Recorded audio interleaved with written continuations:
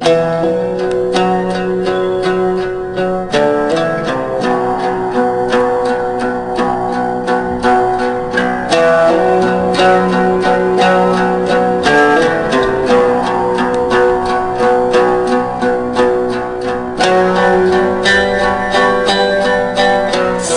alaikum.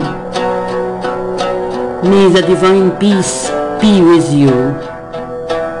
Welcome to my podcast, Hidden Jewels of the Quran.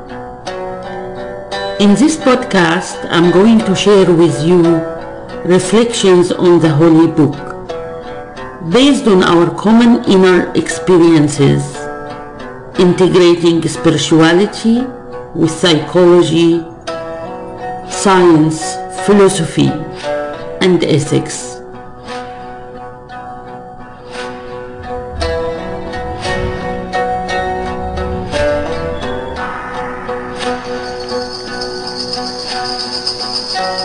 Allah has given us the ability to find meanings in forms and in our experiences in life.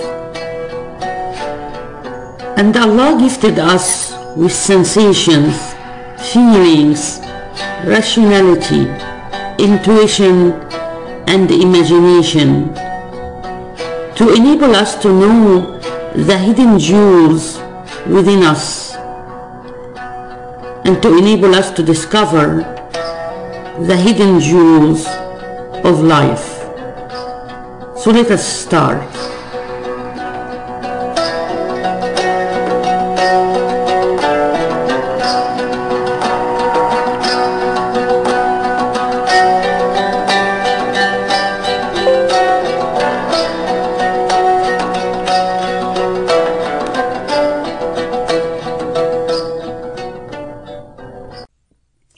Ibn Arabi says, the cosmos is letters inscribed and vowels laid upon the outspread parchment of existence. He's making the analogy that the cosmos resembles our speech. Just as our speech is made of sounds or letters, when joined together they form words, and when words join together they make sentences. And sentences carry meanings or messages. Similarly, the cosmos is like a book, also carry meanings and messages.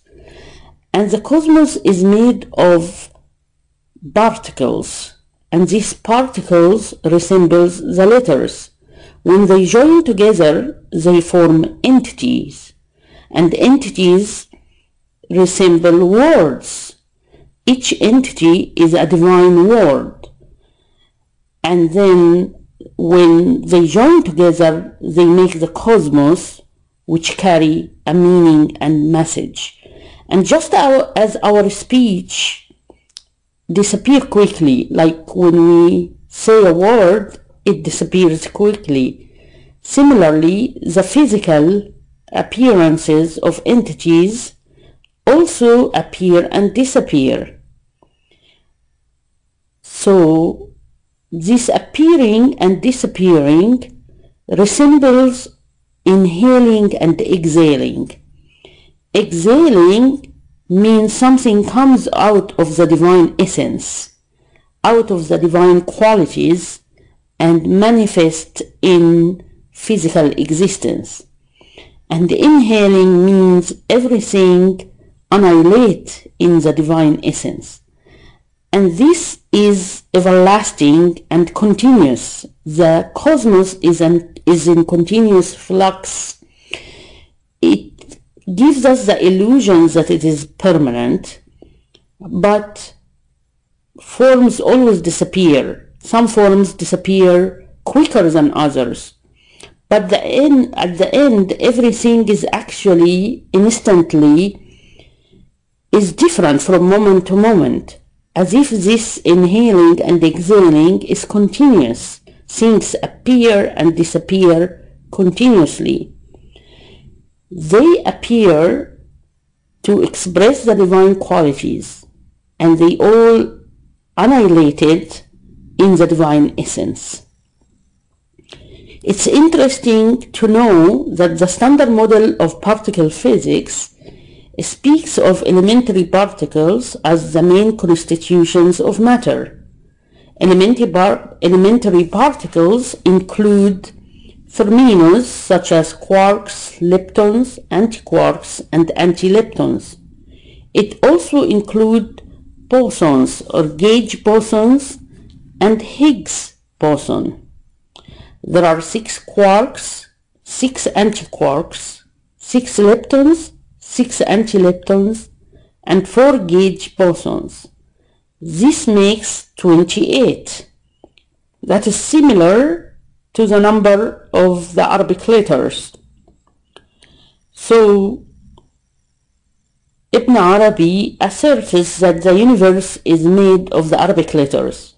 This might seem strange, but when we look, for example, at quantum physics or at the string theory and know that everything comes out of a quantum state or from a string, an oscillation, a vibration, then we understand that what Ibn Arabi said is not far-fetched, that everything comes from vibration, and that vibration is a sound, just as our speech.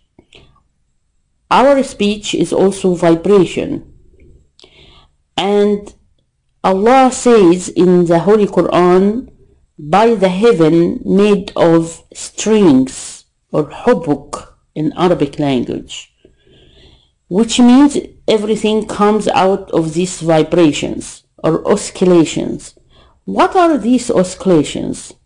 These oscillations are the divine qualities as they stem from the divine essence and give rise to the physical expressions.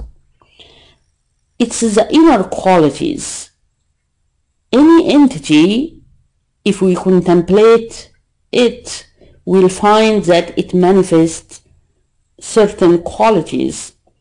And these qualities are common between all qualities, such as the quality of expressing protection, or the qualities of being sustained, or the qualities of being beautiful and majestic.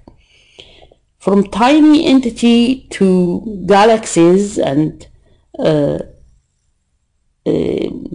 magnificent entities, we find similar qualities. And these qualities exist in perfect harmony as the divine beauty and the divine formidability. So all of these qualities express the jamal, the beauty, and the formidability, or the jalal in Arabic language.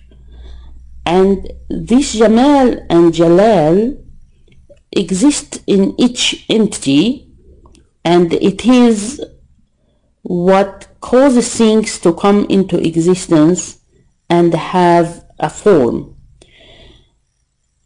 This similarity between speech and the cosmos is probably referred to in the Quran when Allah says that He said to something be and it is. And the divine speech again is bringing things into existence, things that can move and can express these divine qualities. And Allah subhanahu wa ta'ala also make some species connect and some species don't connect, or some particle can connect and some particle cannot connect in a specific way. This is similar to the Arabic letters. There are Arabic letters that can connect from, for example, the right side, but cannot connect from the other side, and so forth. So the similarities between speech and between the letters and the particles are astounding. For example, the gauge bosons that are the photon, the gluon, and the weak force, which is the W and Z particles. They resemble the Aleph and the Lam and the Waw and the Ya. The Waw and Ya being the weak force, and the gluon is the Aleph, that which brings things together and glue things together, and the photon is the Lam. It is like the light. The Lam, when we add the Alif Lam to any word, it defines it, it identifies it. It makes things known and seen just as the photon does. So the similarities are very interesting when we look at Higgs bosons that give the gauge boson its mass. We find that we have something within us that gives us that power to give sound to these letters, to give that sound to our inner expressions. So that is similar to Higgs bosons. And we can find also the graviton, or the gravity particle, that can glue or bring things together. We have also this unifying or gravitational force within us that can bring things together. We can look holistically at things just as we can have a discrete perspective. We can look at things as a whole, not only as the parts, and we can connect again the letters and the words and the sentence and the meaning to the physical existence. So all of these resemble the cosmos. So the cosmos and our speech are alike.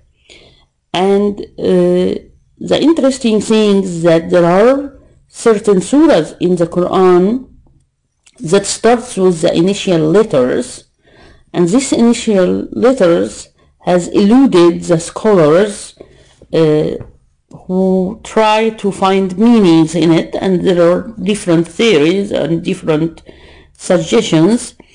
But these initial letters probably also point to us about the fact of these vibrations that are directly related to the cosmos or to the nature around us. For example, when we use words such as knock or sizzle, you can see that it carries this kind of atomic interaction and give it a sound, a similar vibration. So speech is like giving description and meaning and creating that parallel universe. Speech can also make us express things that are not tangible, not physical, such as love, compassion, justice, and give it actually a physical expression. So speech can help us to express the non-material aspect of the universe, such as mathematical laws or concepts and abstract meanings and so forth. And it helps us to create music as well, which resembles sounds in nature. So the Alif Lam Mim, for example, and all these initial letters carry these vibrations which have an effect on the body. So when we do the dhikr, some mystics of Islam had included the recitations of the letters in their dhikr and the prolonging of the sounds according to the rules of tajweed. And these sounds have an effect on the body and on the nature around us and on the people who attend the dhikr. For example, we know that the effect of the word stays in the brain, like words connect us in even a physical sense. A good word or a bad word, an offending word or harmful word, can access the same area in brain just as physical pain. And physical pain really perish quickly once it is healed, but the emotional or the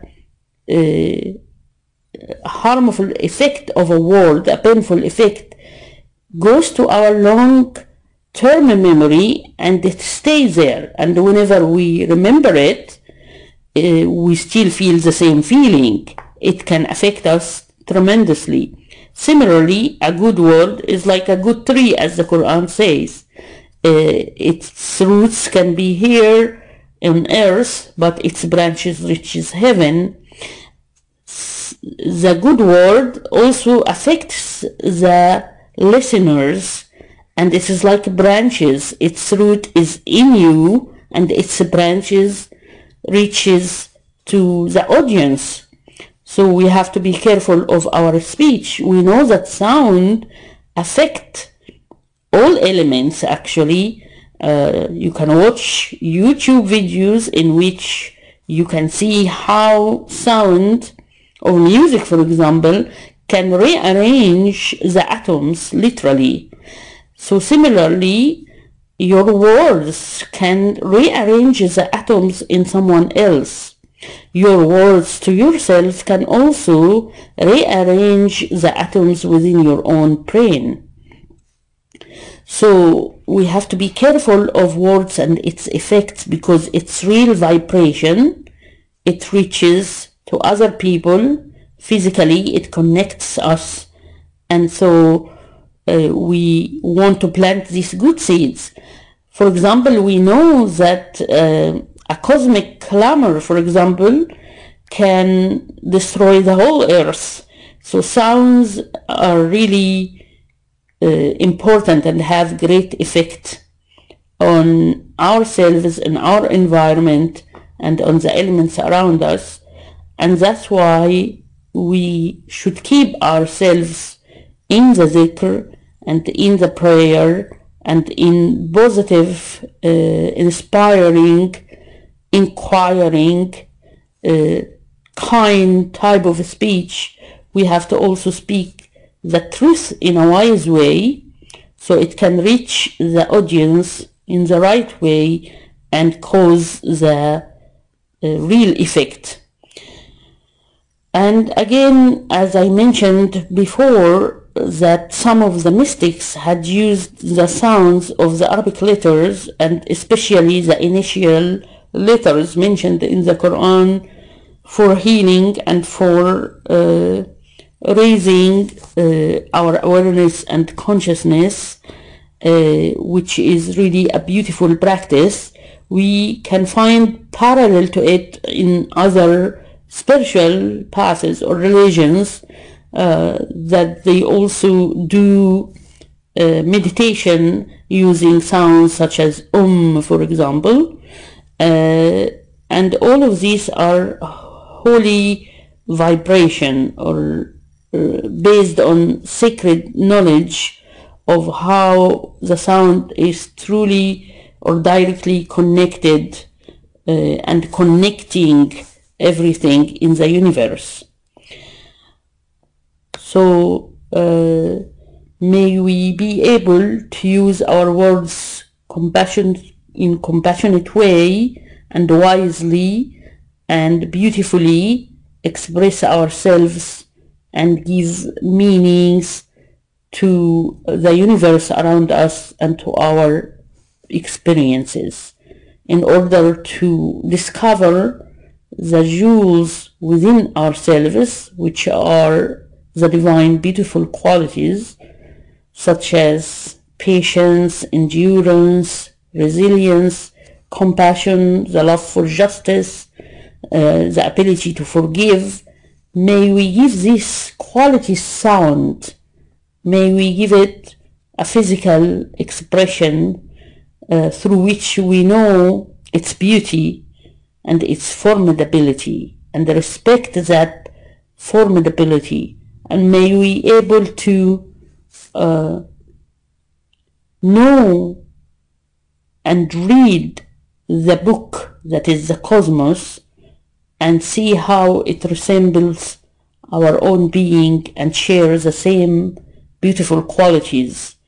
And if we do so, we will not seek to control nature, but we will understand nature and be able to live in harmony with nature.